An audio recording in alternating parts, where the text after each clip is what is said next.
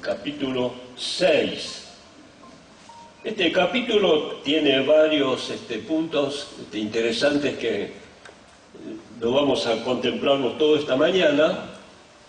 Vamos a tal vez necesitar otra clase, ¿no es cierto?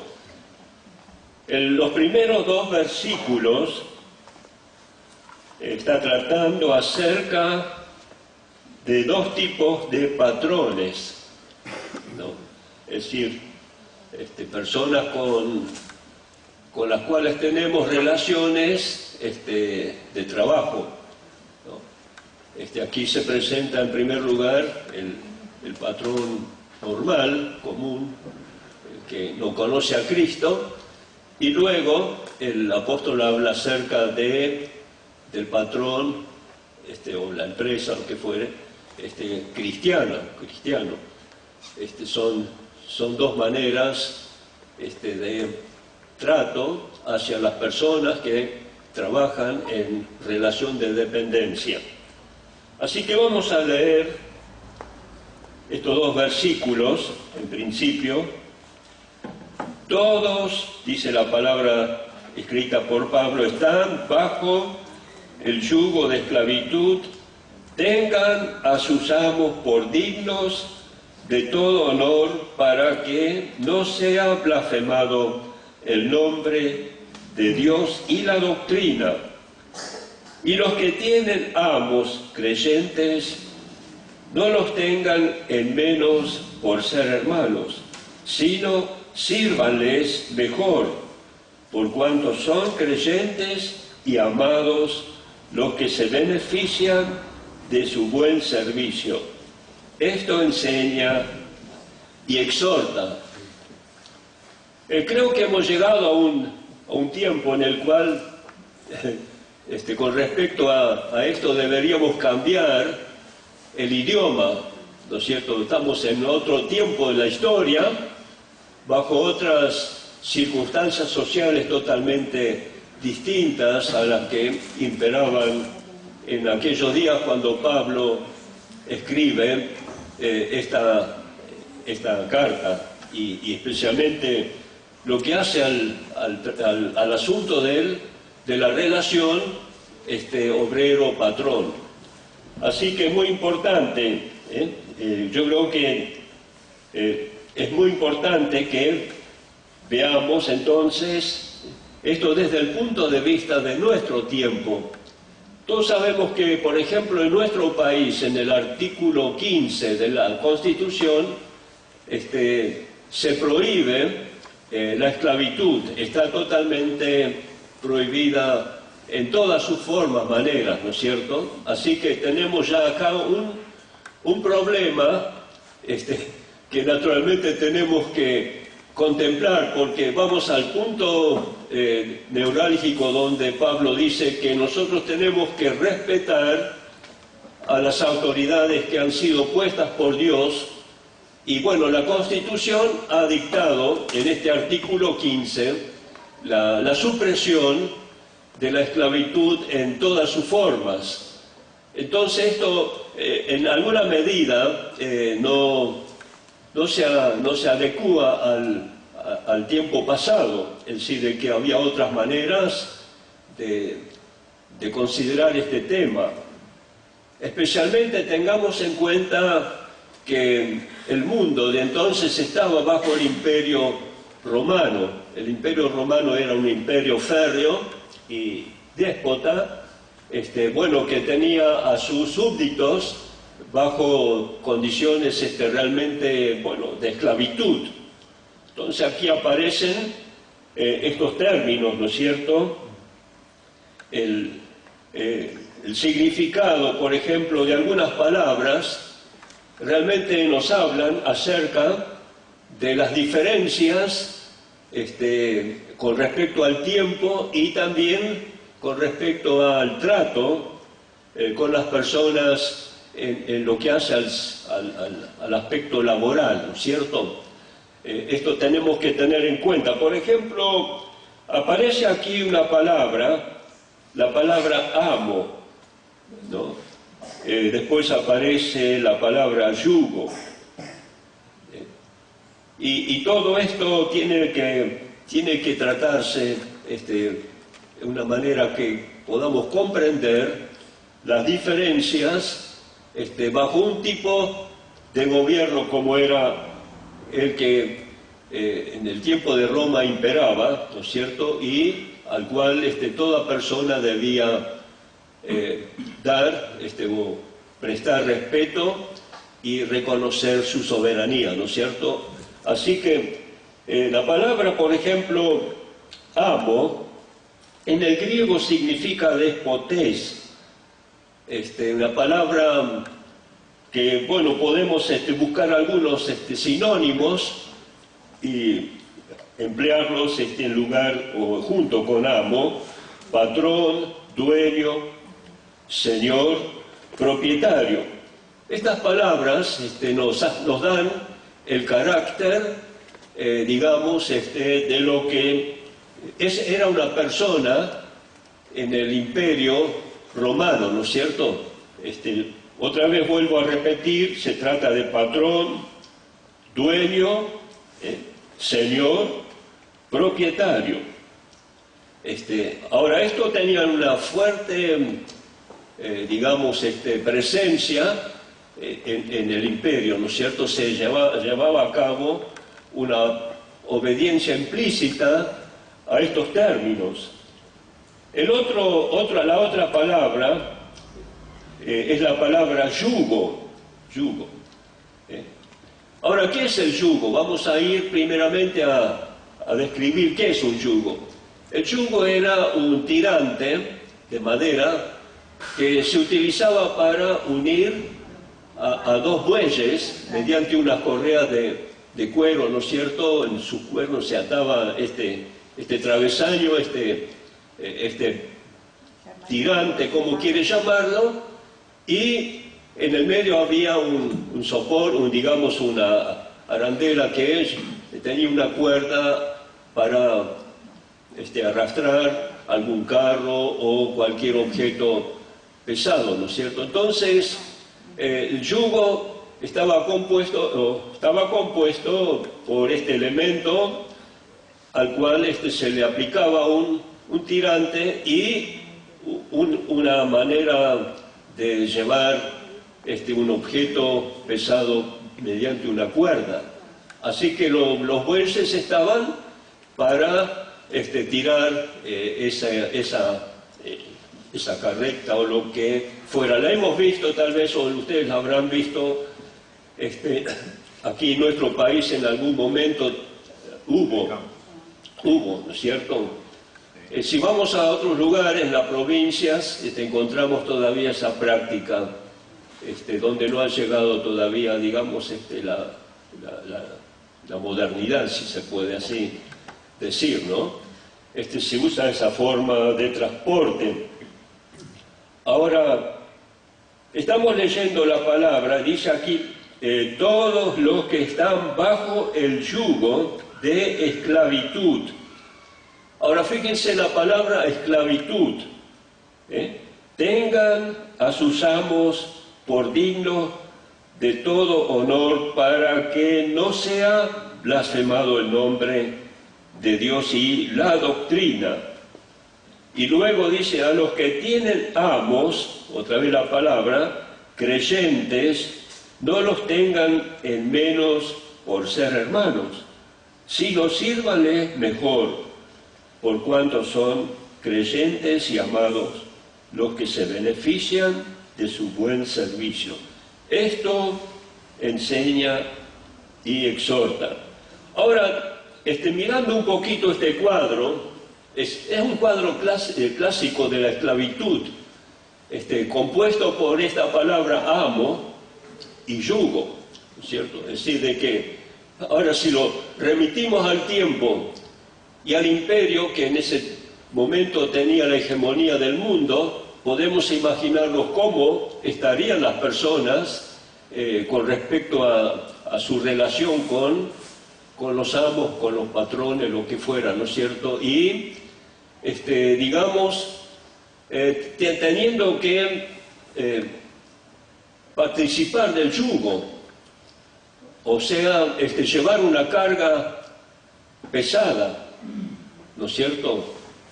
Sin la mayor recompensa, sino como una exigencia, como una orden que se había dictado y que se tenía que cumplir explícitamente, ¿no es cierto?, con todo rigor.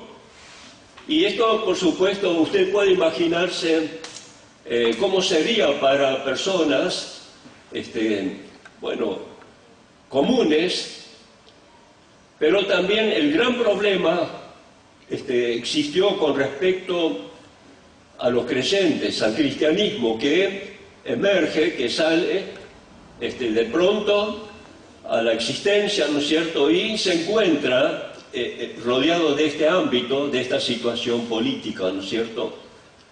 Ahora, si era común en la gente, bueno, que no eran cristianos, tomar actitudes de revancha, negativas, tal vez de enojo, de quererse poner en contra de los dictámenes del imperio, estaban corriendo serios peligros, ¿no es cierto?, de ser matados o de ser encarcelados, lo que fuera, o ser maltratados de alguna manera, ¿no es cierto? Así que era común de que estas situaciones trajeran malestares y algunas revueltas también. Ahora, ¿qué hace Pablo? Bueno, Pablo contempla el aspecto desde el punto de vista del creyente y le enseña o le exhorta a que haga lo distinto, que en vez de tomar actitudes de revancha, de enojo, de conspiración, asumiera una actitud distinta, ¿no es cierto?, que pudiera no dar lugar a que, bueno, mañana un creyente fuera acusado de que fuera un rebelde, un agitador, alguien que se pone contra la ley romana que tenía todo el vigor de aquella época. Esto sería un baldón para el Evangelio, es decir, sería como una conducta irreverente e inadecuada para un hijo de Dios. Entonces Pablo nos enseña aquí que en aquel tiempo debían mantenerse, digamos, los principios cristianos, que eran totalmente opuestos a las que imperaban en aquella época, ¿no es cierto? Esto para que nosotros tengamos una idea cabal, ¿no es cierto? Ahora, yugo, la palabra yugo, el significado de yugo, ya dijimos en qué consistía. Consistía en un elemento, una vara de madera, ¿no es cierto?, que unía a dos bueyes. Ahora, el significado, digamos, si vamos a buscar algunos sinónimos de yugo, podríamos poner opresión, sujeción, dominación y tiranía. Esos son los términos para yugo. Y todo esto nos hace comprender la magnitud digamos, de poder negativo que caía sobre las personas de la época. Ahora, actualmente tenemos otro lenguaje. Ya esto no existe. Como aquí en la Argentina, el siglo pasado se suprimió a través de la ley, ¿no es cierto?, la presencia de la esclavitud en todas sus formas. Así pasó casi en todas partes del mundo. Nosotros tenemos recuerdos de la historia de Estados Unidos, cuán fuerte que era la esclavitud allí, hasta que, bueno, también se dictó una ley por la cual se prohibía la esclavitud, y así en muchas partes del mundo. Es decir, de que el mundo ha cambiado con respecto a este asunto. Estamos en otra época. ¿Cómo llamaríamos nosotros a los amos de este tiempo? Lo llamaríamos de otra forma. ¿Cómo lo llamaríamos? Bueno, lo llamamos, como todo el mundo sabe, y esto está muy divulgado, ¿no es cierto? Las empresas, los empresarios, empresas y empresarios vienen a reemplazar a lo que antes eran los patrones, ¿no es cierto? Ahora, tanto empresas como empresarios tienen sus propios códigos, es decir, tienen sus leyes, tienen sus principios, mediante los cuales tratan a los que están subordinados al trabajo, ¿no es cierto? Con respecto al trabajador, bueno, tiene los sindicatos y tiene también los gremios, que en alguna medida velan por el bienestar del trabajador, del operario, lo que fuere, ¿no es cierto? Ahora, es relativo también eso, pero digamos de que los términos han cambiado rotundamente. Estamos en otro tiempo, bajo otras situaciones, y ya no existe lo que antes existía con tanta crueldad. Y ahora, si en el tiempo de Pablo había digamos, una norma, que era una norma cristiana de mantenerse en una condición, digamos, realmente respetuosa y tener que sufrir todo este oprobio, ¿no es cierto? Tener que participar en el yugo de un imperio cruel. Entonces, si en aquel tiempo era así, ahora nos preguntamos, ¿y cómo será la relación del creyente con el sindicato, o digamos con la empresa o con los empresarios? Cambió en algo, cambió, por cierto, no hay tanta crueldad, pero sin embargo los principios no se han cambiado. Si en aquel entonces se esperaba del creyente una conducta distinta, hoy en día, si yo trabajo bajo una empresa o con algún empresario, yo tengo las mismas obligaciones. Eso no ha cambiado. Es decir, de que el creyente en estas condiciones está igual que el creyente de la antigüedad, ¿no es cierto? Este es el tema.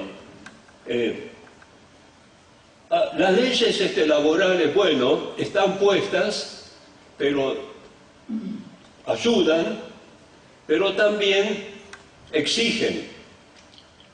Y esto hace de que nosotros estemos frente a una realidad donde se necesita un comportamiento, diríamos, conforme a lo establecido por Dios, ¿no es cierto? Este yugo siempre existe. O sea, la relación, yo estoy en relación con el que me ofrece la posibilidad de estar bajo su patronato, ¿no es cierto?, y trabajar bajo su responsabilidad. Es decir, de que hay un yugo que nos une, ¿no es cierto? Ahora, ¿cuántas veces hemos escuchado situaciones dolorosas, aún de parte de creyentes que han sido explotados, que han sido tal vez maltratados, que no han sido recompensados de acuerdo a las leyes, de acuerdo a los principios que las normas actuales brindan? Ahora, ¿cómo nosotros respondemos a estas situaciones? ¿Qué les parece, hermanos y hermanas? ¿Habrá cambiado esta relación, pensando un poquito en nuestra relación como creyentes con digamos, el ambiente exterior, o tenemos que mantener las mismas normas? Es decir, de que digamos, las normas, tanto de aquel tiempo como para este tiempo, son las mismas, digamos, las normas cristianas frente a lo que tiene que ver con nuestra relación laboral, ¿no? Sea con quien sea, ¿no es cierto? Ahora, fijémonos que los principios no cambian. Por ejemplo, acá podemos ver en los dos versículos, o los tres, mejor dicho, primero, estas expresiones que son muy importantes. Dice que hagamos lo mejor aún en presencia de lo peor. Porque dice aquí, no, para que no sea blasfemado el nombre de Dios y la doctrina, en el versículo 1. Es decir, de que muchas veces tenemos que aceptar lo negativo, lo desagradable, con tal de no blasfemar el nombre de Dios y la doctrina. Una conducta, yo diría, fuera de la conducta cristiana, es para vergüenza, para bochorno, para desacreditar el Evangelio de Cristo, ¿no es cierto? Y la doctrina con la cual nosotros nos manejamos. En el versículo 2, hablando un poco de los patrones cristianos, podemos ahora hablar también de empresas cristianas, donde las normas son distintas. El apóstol pone un principio ético que reza de la siguiente manera: sírvales mejor, sírvales mejor. Muchas veces, cuando algún creyente trabaja con otro creyente, sea una empresa, sea una persona, sea lo que fuere, hemos descubierto de que hay una lasitud, o sea, una decadencia, o sea, bueno, total, es un hermano en Cristo. Yo tengo derecho de hacer lo que quiero, abusarme, vamos a hablar sin términos muy rápidos y groseros, ¿no? Esto no se debe, está contra el principio cristiano, ¿no es cierto? Al contrario, la Biblia dice, o Pablo dice, sírvale mejor. Es decir, empeñese en hacer las cosas de la mejor manera, ¿no es cierto? Y vamos al versículo número 3, y dice que si no hacemos de esta manera, conforme a las sanas palabras de nuestro Señor Jesucristo y de la doctrina, que es conforme a la piedad, tiene que ser dentro de esos términos. Tenemos que actuar tanto en un caso como en el otro, sea en una empresa común, en una empresa cristiana, con un patrón mundano, con un patrón cristiano. Los principios son los mismos. Sean como vengan las situaciones, tenemos que mostrar la parte positiva, para que nunca sea blasfemado el nombre de Dios y nuestra santa doctrina, que podamos servir de la mejor manera.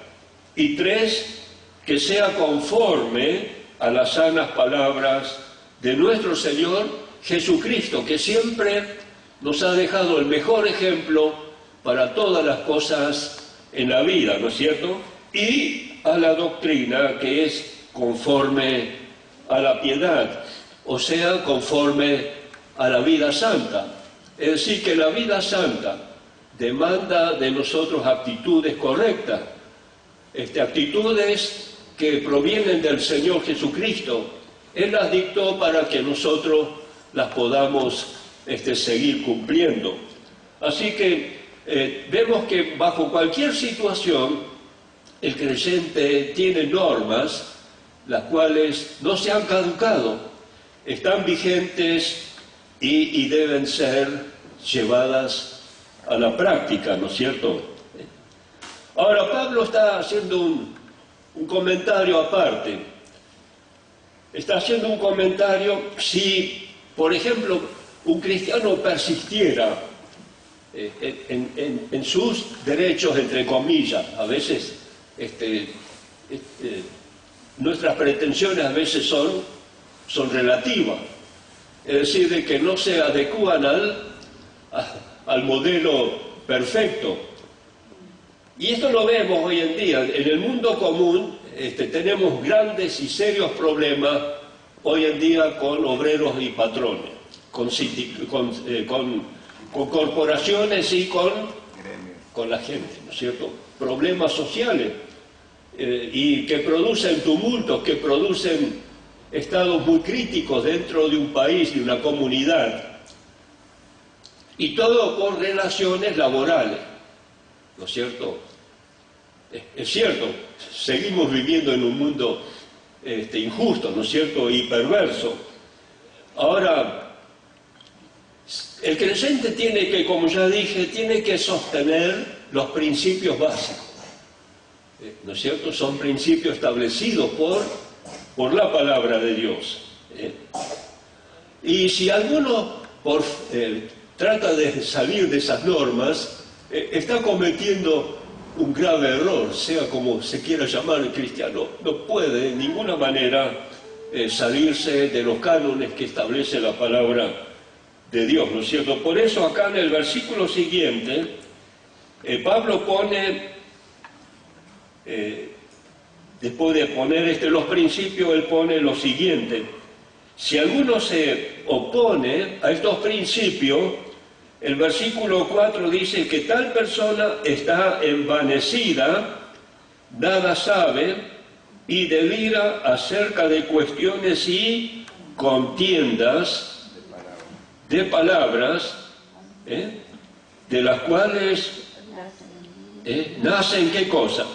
Pleitos, blasfemias, malas sospechas, disputas necias de hombres corruptos de entendimiento y privados de la verdad, que toman la piedad, o sea, la vida religiosa, la espiritualidad, como fines de ganancia, ¿no es cierto?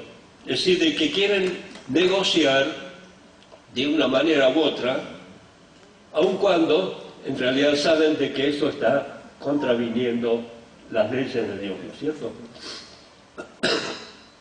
Esto pone un mayor énfasis con respecto a la necesidad de una conducta acorde a los principios éticos que establece la Biblia, ¿no es cierto? Vamos a mirar ahora brevemente aquí. Está envanecido. ¿Y cuáles son los resultados? Que produce toda clase de maldad. Y la parte última, en el versículo 5, tenemos una advertencia que de tales actitudes nos tenemos que apartar, o de personas que promueven tales cosas hay que apartarse, porque no se mantienen dentro de los principios que establece la palabra de Dios. ¿Se da cuenta? ¿Estamos de acuerdo o no? Amén. Claro. Estos son entonces puntos que hoy en día tenemos que tomar en cuenta. El mundo ha cambiado, pero los principios cristianos imperan. Siempre son incólumes, es decir, de que no se cambian. Están presentes y nos mandan, nos ordenan que nosotros mantengamos la conducta que Cristo nos enseñó. Muy bien, creo que esto tiene su explicación con respecto a lo que hoy en día nosotros estamos viviendo. Vamos a leer ahora versículos, el capítulo 6, siempre versículos 6 al 8. Ahora esto viene a raíz de lo anterior, es decir, de que ¿por qué pasan estas cosas? ¿Por qué suceden estas anormalidades? Bueno, normalmente por el asunto dinero, ¿no es cierto? El amor al dinero. Ahora, ¿qué es lo que Pablo recomienda a nosotros? Que tengamos realmente presente la palabra, ¿no es cierto? Pero gran ganancia es la piedad acompañada de contentamiento. Gran ganancia es la piedad, o sea, la vida santa, acompañada de contentamiento. Usted dice, bueno, pero esto es un conformismo imposible de sustentar. Voy a estar contento con la miseria o con la injusticia, con lo que realmente es digno de que yo reciba. Bueno, es cierto. En una manera todos entendemos eso. Es realmente bochornoso, es triste, es desagradable. Pero recordemos los principios. Si yo, por ejemplo, persisto en mis intereses, yo voy a perjudicar el testimonio, la palabra de Cristo, su enseñanza, la doctrina que yo sustento, la que predico. Entonces, ¿qué tengo que hacer? Ahora, acá entra otra vez el yugo. Acordémonos que yugo ata a dos personas, ¿o no? Sí. Ahora, para poder soportar un ámbito así, de este tipo, de esta injusticia, la única cosa que hace falta es atarnos a otro yugo. Y de esta manera podemos decir, bueno, puedo contentarme con lo que tengo. Quisiera que lo busquemos nosotros en Mateo, capítulo 11, versículo 28 al 30. El Señor Jesucristo dice estas palabras. Él está diciendo, como lo hemos estado escuchando, venid a mí todos los que estáis trabajados y cargados, que yo les daré descanso. Llevad mi yugo sobre vosotros y aprended de mí, que soy manso y humilde de corazón, y hallaréis descanso para vuestras almas, porque mi yugo es fácil y ligera mi carga. Ante situaciones adversas, podemos dar cumplimiento a este pedido del apóstol. Estemos contentos con los que tenemos, ¿no es cierto? Porque cuando nosotros cumplimos los principios que Dios ha establecido, Dios se va a encargar de ayudarnos en todas las cosas de la vida. Y esto lo hemos aprendido en carne propia, ¿no es cierto? En esta vida, muchas veces, frente a situaciones que no se pueden superar,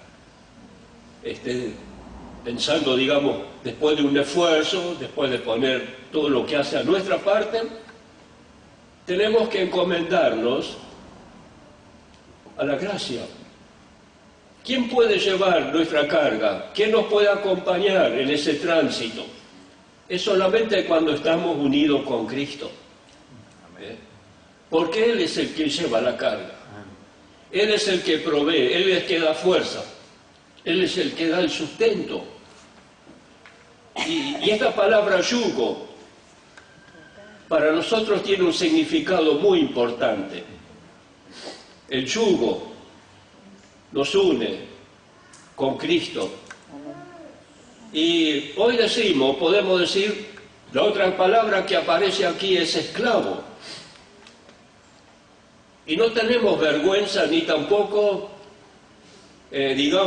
confusión cuando decimos, yo soy un esclavo de Cristo. Amén. Si yo no soy un esclavo de Cristo, soy un rebelde, no estoy totalmente identificado con Él. Si yo no puedo creer en el yugo, tampoco puedo creer de que Él está unido a mí, ¿no es cierto? Y que Él está llevando mi carga, me está acompañando, ¿no es cierto? Entonces, ¿qué es mejor en esta vida? ¿Qué es mejor? Claro, materialmente nuestros ojos están puestos en el peso, están puestos en el dinero, están puestos en la fama, están puestas en muchas cosas. Pero hemos sido llamados para seguir en pos de los principios, ¿no es cierto? El ejemplo de nuestro Señor Jesucristo y la doctrina, la cual Él nos ha dado para que la podamos desarrollar en nuestra vida diaria. Ahora, si contravenimos esos principios, estamos bajo nuestra propia carga, digamos, bajo nuestra propia, digamos, confusión espiritual. Y esto no puede ser. La Biblia nos enseña que nosotros estamos unidos por el yugo con Cristo. Y en un sentido, también somos esclavos de Cristo. La palabra esclavo se ha utilizado mucho en el lenguaje evangélico, ¿no es cierto? Justamente para demostrar de que estamos esclavizados a la persona de Cristo. Él es nuestro amo. Amén. Él es el que tiene la soberanía en nuestra vida, el que gobierna. Estamos atados con el yugo de Él, estamos junto a Él, y entonces la vida se hace fácil. No tenés que hacer un gran esfuerzo, no tenés que desesperarte, no tenés que tener envidia, no tenés que, digamos, aspirar al dinero, a la riqueza, porque vas a tener siempre para cubrirte, vas a tener siempre para alimentarte. Él no te dejará. Si vamos por la palabra, en todas partes Dios se compromete que Él estará con nosotros. Por eso, si el mundo creyera esto, si el mundo adoptara los principios de Dios, ¿cómo sería nuestro mundo? Tan lindo, ¿no es cierto? Sería otro mundo, sería casi un Edén. Pero bueno, estamos en el tiempo. Y quiera que el Señor nos ayude a nosotros como cristianos a mantener los buenos principios, ¿no es cierto? Y identificarnos con aquel que todo lo puede, que todo lo hace cuando creemos, cuando nuestra fe descansa en su bendita y gloriosa persona. Así que yo creo que en esta mañana tenemos que dar gracias al Señor, ¿no es cierto? Por lo que Él nos ha dado, nos ha dejado como nuestras normas, nuestro ejemplo de vida. Quiera el Señor bendecir.